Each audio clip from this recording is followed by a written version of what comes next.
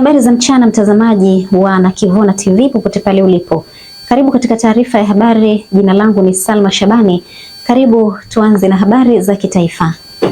Waziri Mkuu wa Jamhuri ya Muungano wa Tanzania Dr. Mwigulu Lameck Nchemba amesema serikali imeendelea kuwekeza kwa nguvu katika elimu ya juu ikiwemo sayansi na teknolojia ili kuiandaa Tanzania katika ushindani wa dunia ya kisasa.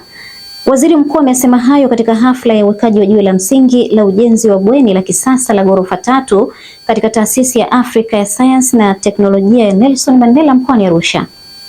Amesema katika dunia ya sasa, sayansi na teknolojia ni nguzo muhimu ya maendeleo na serikali imeamua kuwekeza kwa kiwango kikubwa katika sekta hiyo ikiwemo kusaidia bunifu changa. Imeongeza bajeti kwa kila mwaka kwenda kwenye bodi ya mikopo ya elimu ya juu kutoka takribani bilioni 464 hadi bilioni 916.7, zaidi ya mara mbili ndani ya miaka minne. Hatua hiyo imewawezesha vijana wengi wanaotoka katika familia za kipato cha chini kupata fursa ya kujiendeleza kielimu. Kwa upande wake, Waziri wa Elimu, Sayansi na Teknolojia Profesa Adolf Mkenda amesema mpango wa Samia Scholarship unazingatia vigezo maalum ili kuwapa nafasi vijana wengi wenye sifa, hususan watoto wa wakulima na wafugaji. Waendelee kusoma sayansi wakijua kwamba serikali itawabeba. Ukifika form 6 ukafanya vizuri sana katika taasisi za sayansi, yani combination za sayansi, basi serikali itahakikisha kwamba inakulipia 100%. Umoja wa maimamu na walimu wa madrasa nchini UMATA umeanza mpango maalum wa kuwawezesha vitendea kazi na mitaji maimamu na walimu wa madrasa ili wakati wakiendelea kutoa elimu ya dini kwa waumini, lakini pia wawe sehemu ya kujipatia kipato kwa njia ya ujasiriamali. Tupate maelezo kamili kutoka kwa mwandishi wetu. Miongoni mwa vitendea kazi na mahitaji ya kibiashara ilianza kutolewa kwa maimamu pamoja na walimu wa madrasa ni pamoja na mafriza makubwa ya kufanyia biashara za vinywaji, ambapo maimamu 30 walipatiwa ili kuanza biashara, huku wakiendelea na kazi ya utoaji elimu ya dini ya Kiislamu kwa waumini wao. Mwenyekiti wa Umoja wa Maimamu na Walimu wa Madrasa nchini, Sheikh Arif Suria, amesema mpango huo wa kutoa vitendea kazi na mahitaji utakuwa endelevu na utatolewa kwa kadri maimamu na walimu watakavyoomba aina ya biashara wanayotaka kufanya. Umoja wetu sisi tumefikiria tuweze kuhangaika na kuweza kuwasaidia hawa maimamu wetu na walimu wa madrasa. Nitoe wito kwa Watanzania na sehemu zingine zote, tuangalie hawa maimamu, tuangalie walimu wa madrasa. Wanafanya kazi kubwa sana katika jamii. Hawa ndio wanatulelea watoto wetu. Hawa ndio wanatengeneza taifa. Imamu atakachozungumza waumini wanachukua. Sasa imamu akiwa yuko vizuri, basi taifa litakuwa zuri.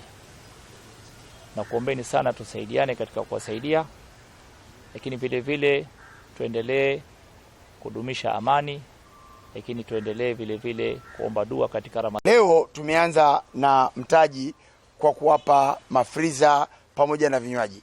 Ni kwa sababu utafiti wetu unaonyesha biashara ambayo ina wateja wengi na biashara halali na biashara ambayo inahitajika mara popote ni biashara vinywaji. Sio kama hatujaangalia biashara zingine, hapana. Ila utafiti wetu unaonyesha kwa kuanza na biashara kama hii, na hasa kipindi hiki cha Ramadhani na kuendelea, kuna uwezekano mkubwa wa kuwavusha maimamu wetu kutoka hapa alipo kwenda mahali pengine. Naam, Jumuiya ya Wanawake wa Kiislamu Tanzania JUAKITA imetaka jamii kujenga mazoea ya kuwasikiliza watoto, hali inayoweza kusaidia kutambua changamoto zinazowakabili watoto kama vile vitendo vya ukatili. Mwenyekiti wa jumuiya hiyo Shamim Khan amesema hayo katika iftar na watoto yatima wa kituo cha Tulee Yatima Tanzania, ambapo amesema mwezi wa Ramadhan unakumbusha jamii kuwajali wahitaji na kuwasihi jamii kujiepusha na vitendo vya dhulma kwa yatima.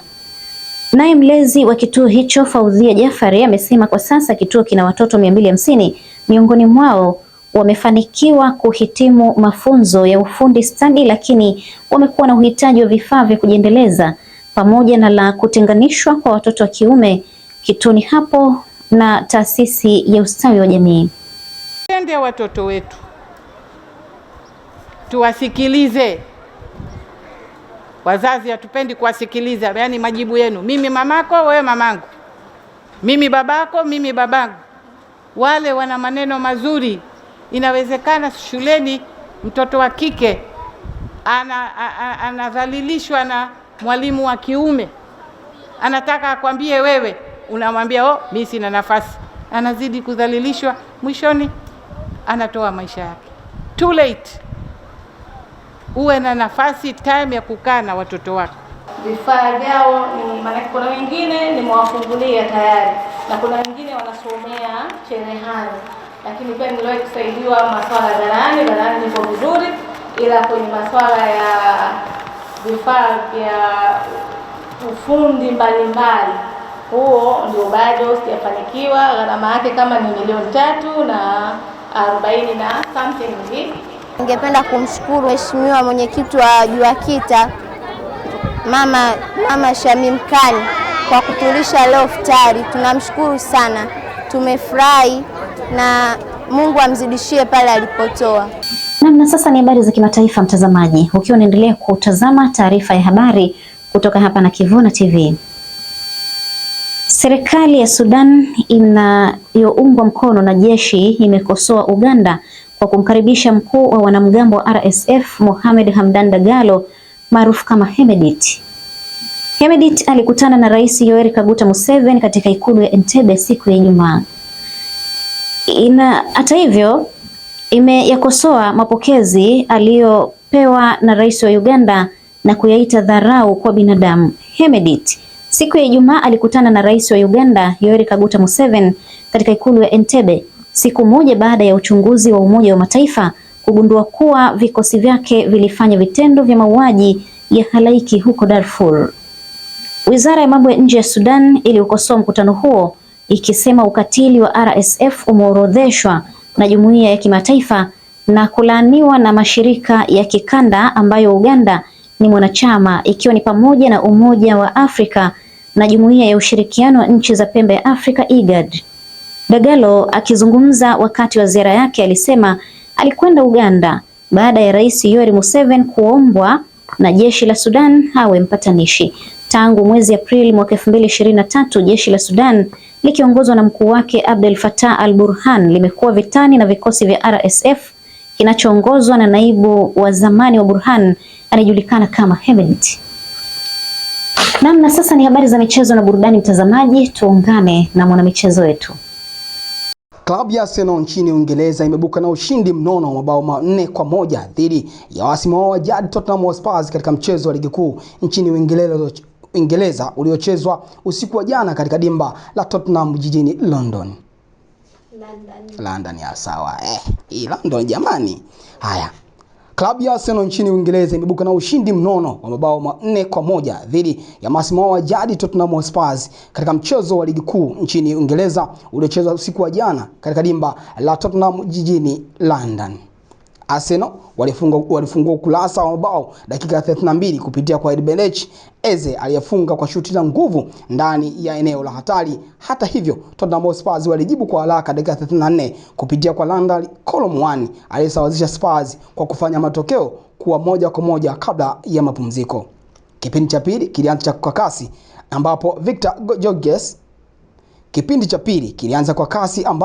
Victor Gyökeres alirejesha Arsenal mbele kwa kufunga dakika 47, huku Eze alirejesha tena kwenye orodha ya ufungaji dakika 61 kwa bao lake la pili katika mchezo huo, akifanya Arsenal kuongoza magoli 3-1. Dakika za nyongeza, Gyökeres alihitimisha kalamu ya mabao kwa kufunga bao la 4 na la pili kwake binafsi na kuhitimisha dabi hiyo kwa ushindi wa mabao 4-1.